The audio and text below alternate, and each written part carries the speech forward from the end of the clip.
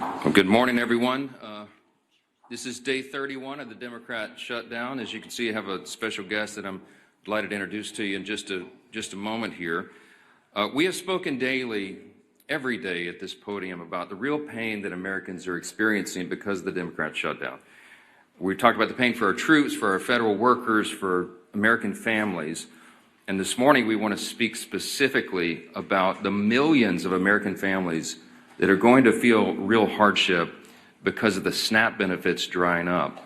And we have no one less than the Secretary of the Department of Agriculture, who's in charge of that program, that will speak directly to that issue. But I want to begin first with just a word of sincere gratitude. Across this country, we've got millions of federal workers who have been showing up at the office every day without pay. This has drug on for a month now.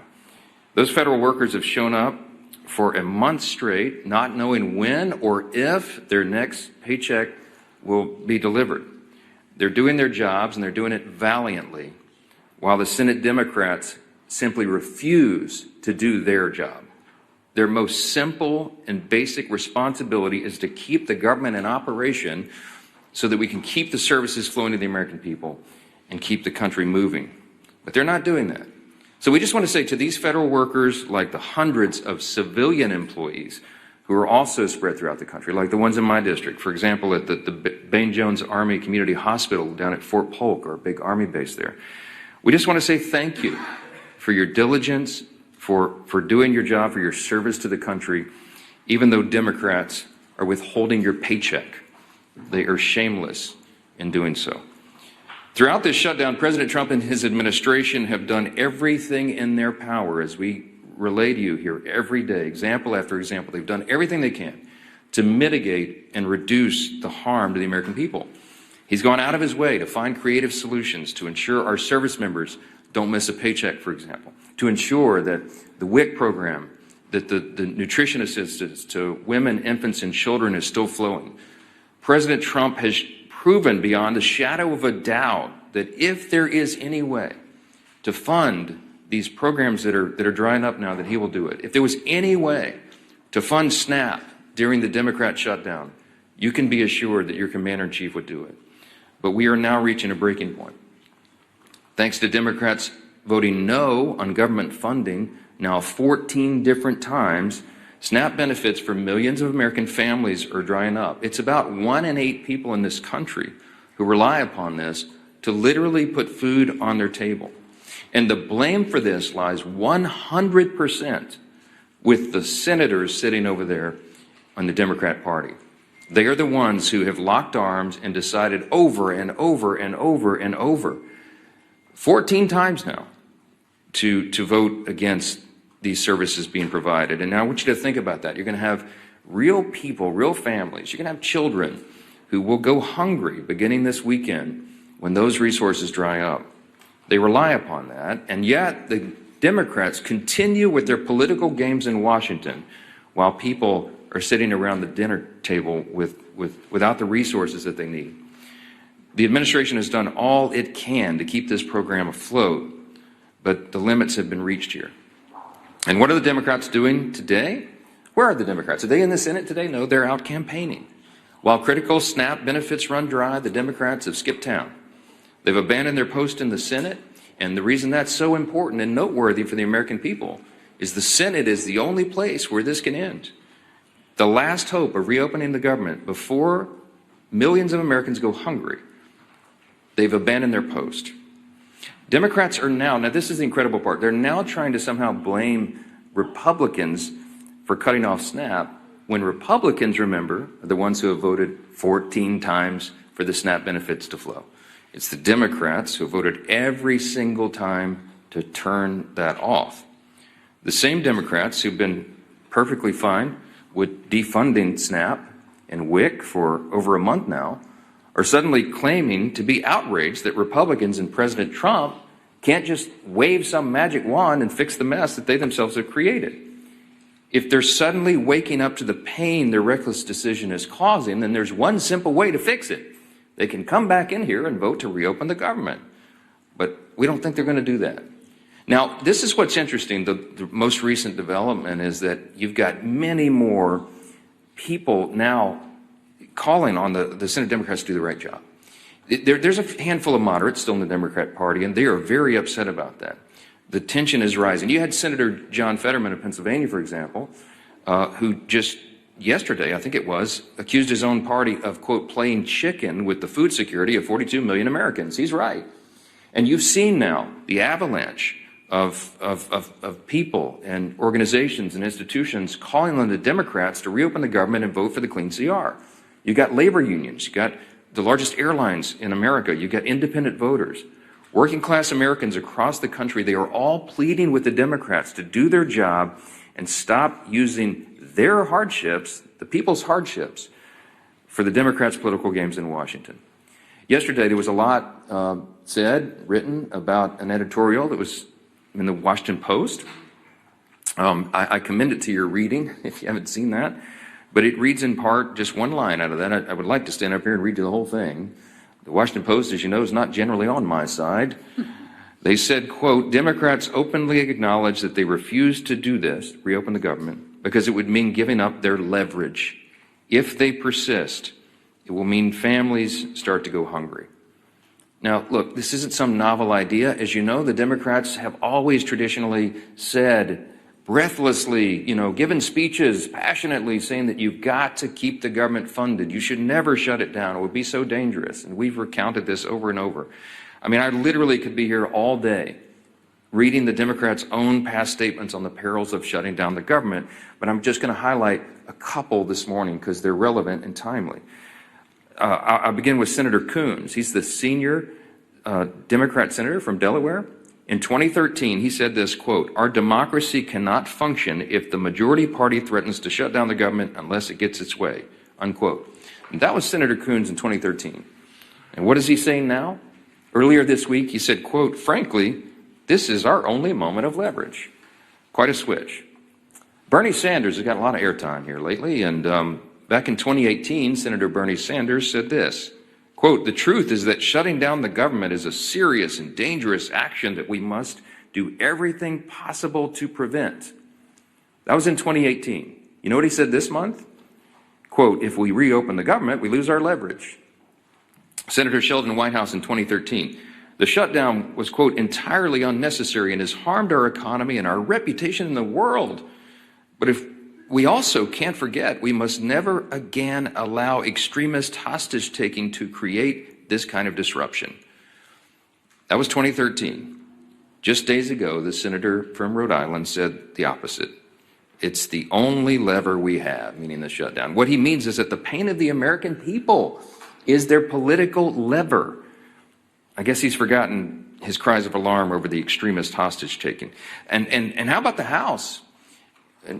Infamously now, we all know, the Democrat whip, Catherine Clark, the second highest ranking Democrat in the House, said, quote, just last year, she said, they are taking a non-issue, a false flag, and saying this is the reason we can't proceed. It is a dangerous precedent to be threatening a shutdown. That's what she said in 2024.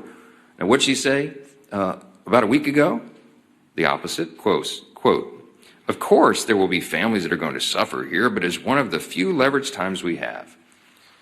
Many House members have echoed the same hypocrisy, and I'm not going to waste our time with it this morning, but I do want to leave you with this quote from Chuck Schumer because he is the actual architect of the shutdown. He is the one that is preventing the Senate Democrats from doing the right thing.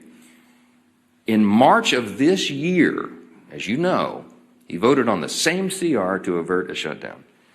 And he said then, quote, in his speech on the Senate floor and in a bunch of interviews, this is what he said on the Senate floor, quote, the CR was certainly bad, but a shutdown would be 15 or 20 times worse. It was a vote of principle. And today, Chuck Schumer, entirely void of principle, by his own estimation, said, quote, every day gets better for his party. Tell that to the millions of American families facing a hunger crisis now as a direct result of his failed leadership and shenanigans. Those Democrats have all collectively voted 14 times over the last several weeks to reject the clean continuing resolution to fund the government, and they've made it abundantly clear they're going to continue to do that, to hold the American people hostage, so long as it serves their political interest, to look tough to the leftist radicals in their base. Republicans have done our part to end the government, the Democrat shutdown, and now it's time for Democrats to do theirs. The path forward is simple. Please, please, every American who is concerned about this, every American that is feeling the harm, you should call the Senate Democrats and tell them to stop the nonsense. Echo the voices of the unions, of the airlines, of hardworking people everywhere, and tell them to stop doing this and open the government.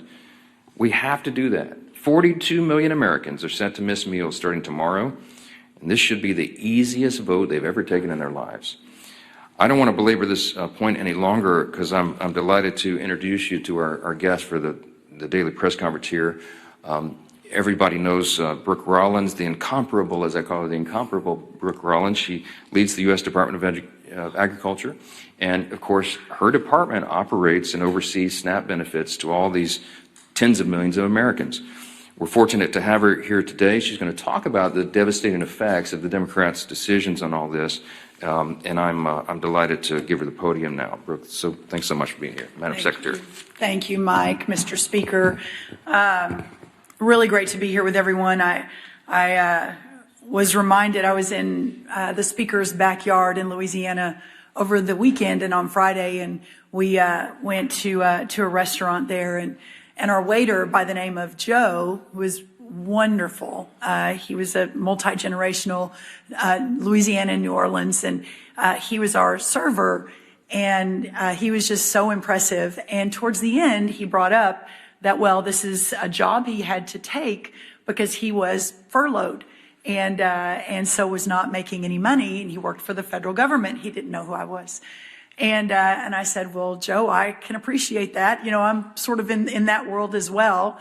And I said, where do you work? And he said, well, I work for the U.S. Department of Agriculture in their New Orleans office as part of the financial team. And so it just really brought home for me, to echo what Mike said, just thanking so many thousands of federal workers who are showing up, who are still doing their job, who aren't getting paid, those that are now concerned about putting food on the table and making their mortgages and paying their rent, but to be out in the country, I was in Indiana yesterday, and understand the real sort of pain that's being felt. But just to echo a couple of the themes that Speaker Johnson talked about, again, the idea that the Democrats have now for 14 different votes voted to keep the government closed is absolutely unconscionable. Every day they hold the federal government hostage. They are leaving millions of families' livelihoods and critical benefits, including SNAP, hanging in the balance. Of course, we all know the 13,000 air traffic controllers working without pay, many turning to Uber, taking second jobs in restaurants, etc., as this shutdown continues. Hundreds of thousands of federal employees are not receiving a paycheck. Thousands of small business loans are going unapproved each month because of the shutdown, equating to almost $4 billion in capital being taken out of the pockets of small business owners across this country, truly the backbone of our economy. It is a fact that Democrats shut down the government over free health care for illegal aliens and their $1.5 trillion partisan wish list. Democrats need to stop playing politics with the livelihoods of hardworking Americans and open the government now by voting for the clean resolution. We are here today because SNAP benefits run dry tomorrow. So the truth has finally revealed itself, hasn't it? Democrat support for programs like SNAP is now reduced to cynical control over people's lives. This last month has shown that the party who constantly says it puts people over politics does the complete opposite.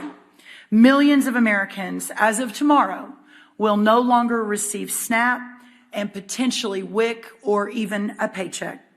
Democrats have instigated a disgusting dereliction of duty unlike anything I have seen in all my years doing this work, all to favor illegal aliens and other radical far-left policies that benefit only a small, tiny sliver of their base.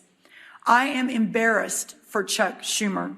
He is going out of his way to please the likes of Zohran Mamdani, a man who is polarizing America with his socialist rhetoric and anti-American principles. The essence of government responsibility is to the citizens who live and work here to protect their interests first, unless you are a Democrat in the United States Senate. Chuck Schumer and the Democrats are doing all this because they fear the socialists and the radicals to their left. Ironically, in leaving American families hungry and American children without food, they are giving a preview of what those socialists will do to every one of us if they ever take power. What you're really seeing here is the end of the Democrats as a responsible party of government, a party that ends governance, a party that ignores Americans, a party that cannot master the most basic principles and processes of government, is a party that cannot be trusted with the reins of power. It isn't oriented toward anything but the end of the system in which it exists. SNAP is arguably just the beginning.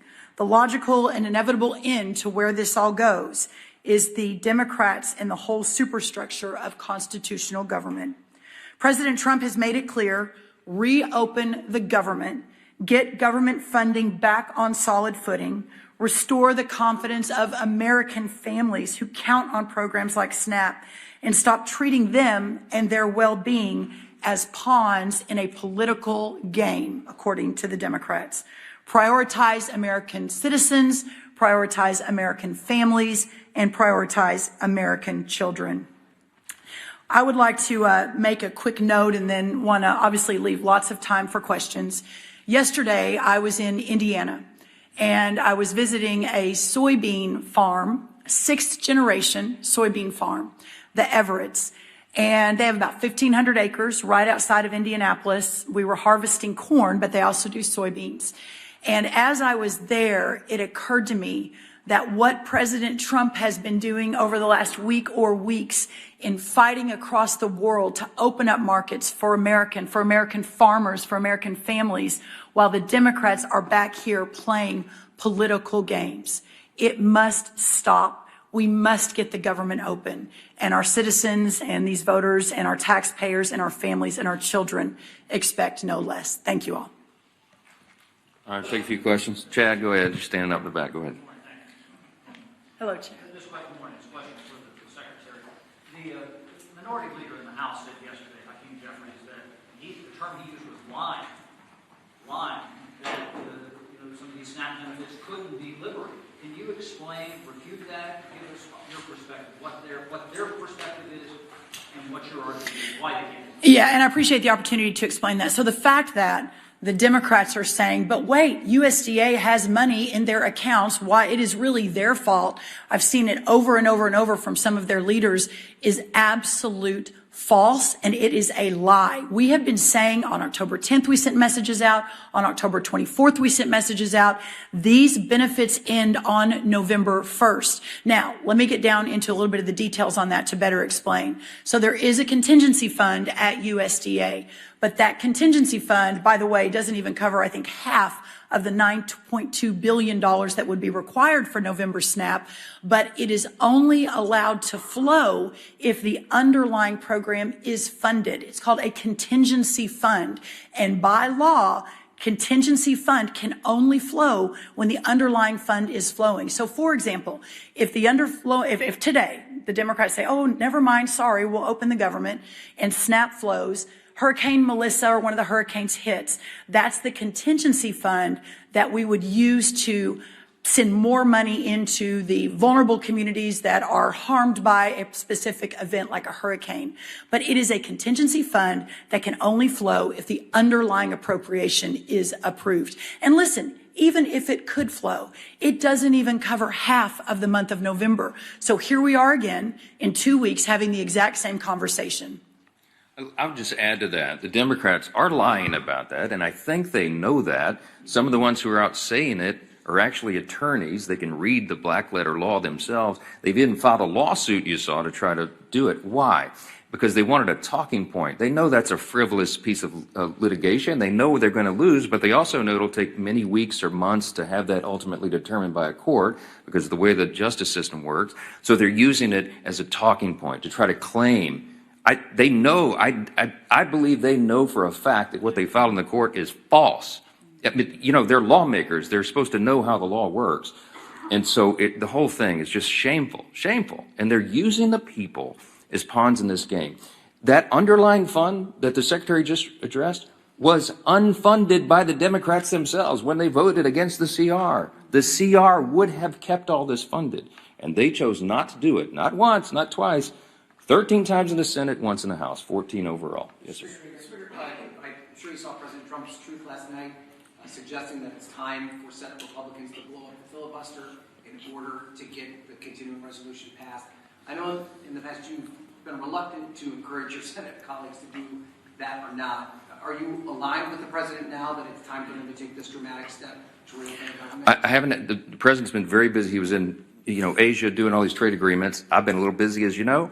We haven't spoken since he returned. I sent him a text earlier this morning. I saw that as well. What you're seeing is an expression of the president's anger at the situation. He is as angry as I am and the American people are about this madness. And he just desperately wants the government to be reopened so that all these resources can flow to the people who need it so much. Look, I'll just say this in general. As I've said many times about the filibuster, it's not my call. I don't have a say in this. It's a Senate chamber issue. We don't have that in the House, as you know. But the filibuster has traditionally been viewed as a very important safeguard. If the shoe was on the other foot, I don't think our team would like it. The Democrats, look, they've said what they would do. They would pack the Supreme Court. They would make Puerto Rico and D.C. states. They would ban firearms. They would do all sorts of things that would be very harmful for the country. And the safeguard in the Senate has always been the filibuster. But again, not my issue, not something I get to even weigh in on. My opinion on this is not relevant. It's the senators. But I think that it just is another expression of the frustration, of the pressure that is being felt, the anger by the president and by me and all of us that we're in this situation at all. Do your basic job. I'm going to say this again. We have put zero Republican policy priorities on the CR. It is Biden-level policies and spending. They have no excuse at all not to support it. They have no excuse to put all this pain on the American people, except that for what we've just articulated and repeated here every day, they want to give a showing to the radical left fringes of their base, and they want to give illegal benefits or benefits back to illegal aliens and non-citizens and all the other crazy stuff that they've claimed. Yeah. Can I respond? Sure. I just very quickly, I have not spoken to the president either since last night, but let me say this. He is, and I've been next to him for almost 9 or 10 years now.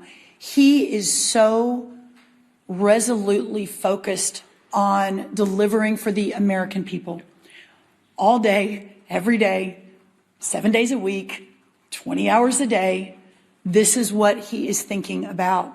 And as the world's greatest deal maker, from his perspective, the way he thinks out of the box as a businessman is how do we end this nonsense, and how do we again open the government, and how do we support these families that need support?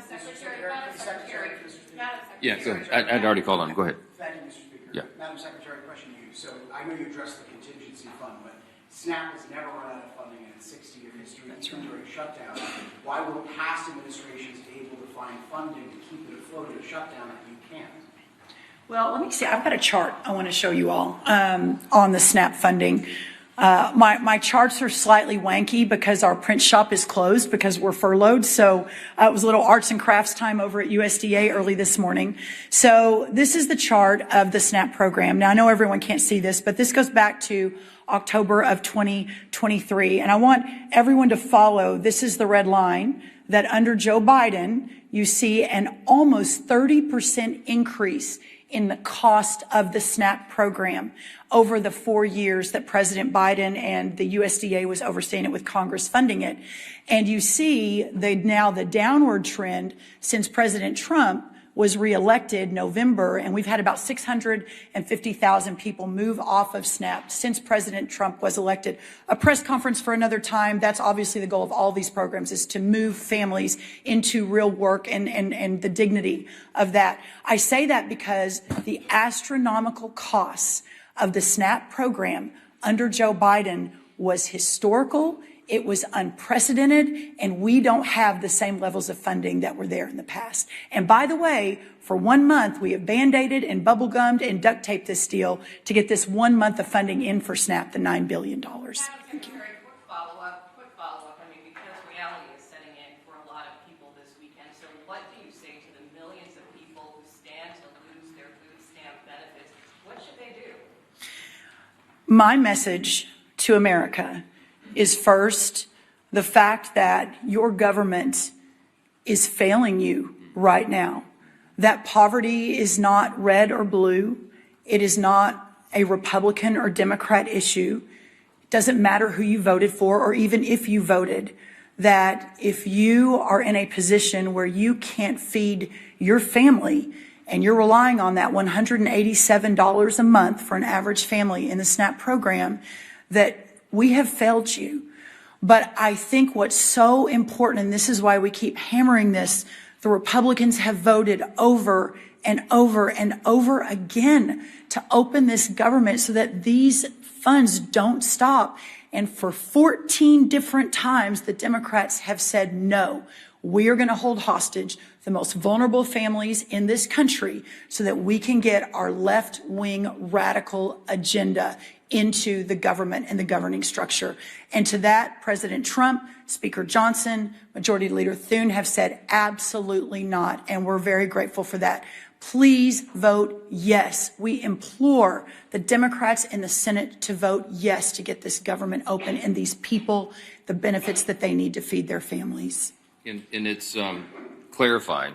When she says we have failed you, she means we, the Democrats, okay? Because as we've just explained, Republicans have voted 14 times to get this done. The president has pleaded with Schumer and Hakeem to open the government, and they told them no. We're doing everything we can. The Republicans, they say, well, the Republicans are in charge of the federal government. Why can't they get this done? It's simple math. We need 60 votes in the Senate. We only have 53 Republicans. We have to have Democrats. It is the Democrats alone who are failing the American people. And this administration, every cabinet secretary, it's not just Secretary Rollins, every cabinet secretary is bending over backwards to make sure that the American people are served and they get what they need. But we are not magicians. We cannot wave a magic wand. The funds have run out because the Democrats are playing games. And that's why we've been here every day this month pleading with them to do the right thing. And they do not care. They have shown how callous they are. They do not care that people are suffering. And that's who's failed them. It's not the government overall. It's the Democrats who are holding up the government for working for the people. It's a very important thing. Jake, go ahead. You undoubtedly you've seen some of the modest progress in the Senate. At least people are talking about spending, 26 spending. Number one, I want to get your sense for where things are, your reaction to that. And would you bring the House back if they got some sort of agreement on a number of spending bills? Yeah, look, the whole point of this is a very important reminder. The reason we're in this mess is because they voted against the clean CR. What was the point of the CR? The CR was merely to buy us 7 additional weeks to finish the funding of the government, the appropriations process. We were working on that in bipartisan fashion and bicameral fashion. As you know, we had a conference committee set to go on 3 appropriations bills that had passed out of the House. They didn't match the Senate exactly. They were going to work through that. That's the process. And our appropriators, the members of Congress who work on all this funding every day, are raring to go. In both parties, in both chambers, they want to get back to that work, and that is the whole point. Chuck Schumer and the leadership are holding that process up. So am I optimistic that we can get back to that? Yes, but we can't do any of it until they take the simple step to vote on that additional time. It's just a stopgap funding measure to make all these services and funding flow to the people so that we can finish that work. They're holding it up. So I'm heartened, Jay, that we have members on both sides. I had a meeting with the chairman of our Appropriations Committee in my office yesterday afternoon. Tom Cole came in. We were talking about the latest and what those appropriators are doing, the things they're working on. I meet with Leader Thune about it almost daily on the subject. We are ready. The next packages of funding bills are being prepared. And yes, we want to pass that off the House as soon as possible. We want to get all 12 appropriations bills done because we're returning to regular order. That's been a commitment of mine since I became the Speaker 2 years ago, and it's something that Congress must do to be better stewards of taxpayer dollars. So we don't have, I'm using your handy chart here, so we don't have this spike in spending. We have more responsible spending. The only way to get this, to make the government work better and more efficiently for the people, is to go through that stewardship process, that important obligation that the founders intended and that we have used to respect, but we haven't in a long time. So all of this is entwined in that. We've got to get Congress working again. We're anxious to do it, and the sooner we can get back here and get the lights on, the better. But the number one mission of Congress right now is to turn the government back on. There's too many people's lives and health and hunger at stake. This is not a game. They've got to stop playing games. Remember this, too. The first time in U.S. history that any party has had the audacity to do what the Democrats in the Senate are doing right now. No one ever before has shut the government down over a clean, nonpartisan CR, because it would have been unthinkable until now. And you need to remind them of that.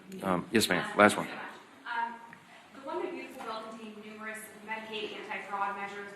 Senator Tuberville recently highlighted a slew of aliens are receiving these SNAP benefits. Are there any plans to do the same with SNAP and totally reform it just to ensure that it's available only to U.S. citizens? You want to? Yes, in fact, we've already done that. Now, so a couple of quick things on the, I guess the silver lining in all of this is that we're having a national conversation on our SNAP program, that this has sort of shined a light on a program that, especially under the last administration, has just become so bloated, so broken, so dysfunctional, so corrupt that it is astonishing when you dig in. So 3 important things on that. The first, I talked about the extraordinary explosion of benefits under the last administration. And what happened was that the money that was going out was zero accountability. So one of the very first things we did when I was sworn in was send a letter to all the states and to remind everyone the SNAP program is administered through the states and the governor's office. So send a letter to all the states saying no more illegal aliens on SNAP. Period, full stop. So that's already a rule of this administration. We're working to enforce it every single day. The second thing is we began a very serious investigation into a lot of the fraud and abuse that we kept getting anecdotal stories of that no one was doing anything about. And so just in the last, I think, 6 months, we've had major dozens of arrests, people going to jail, fraudulent activity of 50 million here. One guy's registered for SNAP in 6 different states. I mean, it's one thing after another. So we are taking that extremely, extremely seriously. And we'll continue to do so. And then the third thing on this is that for the first time ever, the USDA, has asked the states for their data so that we can ensure that taxpayer dollars are being spent appropriately. Not surprisingly, all of the red states said, yes, please help us with this. We want to do the right thing. We want to make sure there's not all this corruption and fraud. By the way, 2 blue state-led governors also leaned in, Colorado and North Carolina, alongside every one of the red governors. But the other blue states, California, Oregon, New York, Washington, all of them actually sued us and said, oh no, we're not going to give you any data. So the problem is you have an extremely corrupt program, but up until this administration and with President Trump's direct focus on this and making sure every taxpayer dollar is spent appropriately, we've never really had the opportunity to dig in. So we're going to be talking a lot more about SNAP reform. We've got a lot of people listening now, which is very, very helpful, and to take that program back to its original intent of helping those who are truly needy in our communities, but not to have a massive welfare benefit where so many people are taking advantage of it that shouldn't be. And I just want to add briefly, just zoom out a little bit. This is a stark contrast between the 2 parties, the 2 major parties in this country. We talk about the split screen in here very often. On this issue, with regard to reducing fraud, waste, and abuse in government, look, America is the greatest nation in the history of the world. We're the most powerful, most successful, most free, most benevolent nation that's ever been. Part of our benevolence, part of the spirit of America is that we do have these safety net programs. We support that. We have an extraordinary cabinet, like Brooke Rollins here, Secretary Rollins, who is handling and administrating the SNAP program is a good example of that.